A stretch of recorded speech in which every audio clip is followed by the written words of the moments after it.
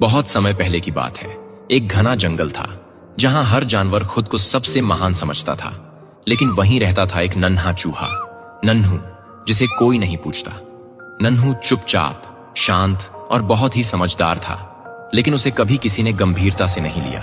वो जब किसी की मदद की कोशिश करता तो जानवर हंसते और कहते, तू तू क्या कर पाएगा? एक दिन जंगल में हड़कंप मच गया।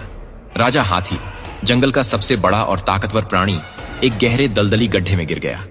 शेर, भालू, भेड़िए सबने कोशिश की, लेकिन हाथी बहुत गहराई में था। रस्सियां खींची गईं, पेड़ गिराए गए, कुछ काम नहीं आया।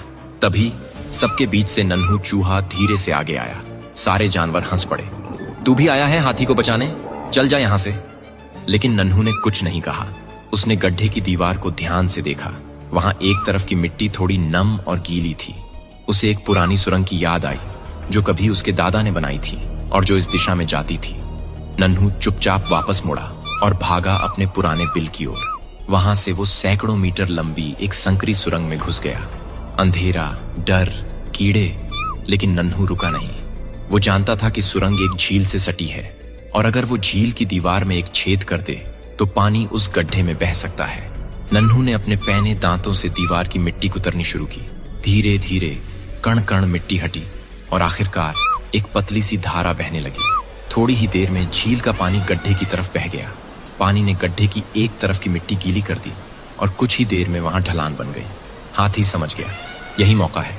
वो धीरे धीरे अपने भारी शरीर को उस गीली ढलान पर चढ़ाता गया और आखिरकार बाहर निकल आया।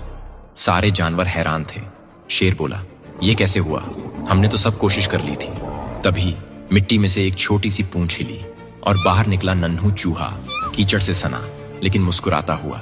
हाथी ने अपनी सूंड से नन्हू को उठाया और सबके सामने कहा, ताकत से नहीं, समझ से रास्ता निकलता है और जिसे तुम छोटा समझते हो वही सबसे बड़ा काम कर जाता है।